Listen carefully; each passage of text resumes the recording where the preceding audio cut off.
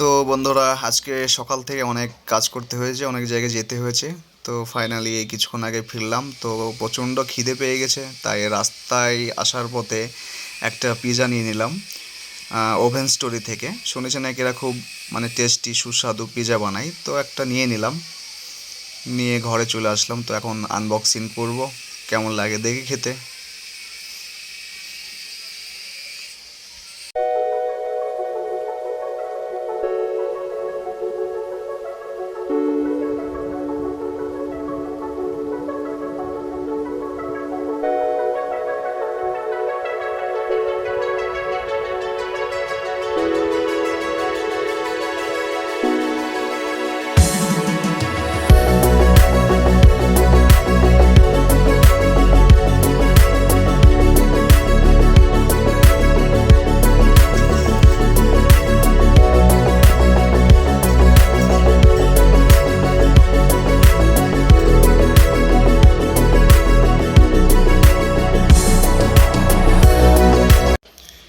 ও সেই একেবারে খুব সুন্দর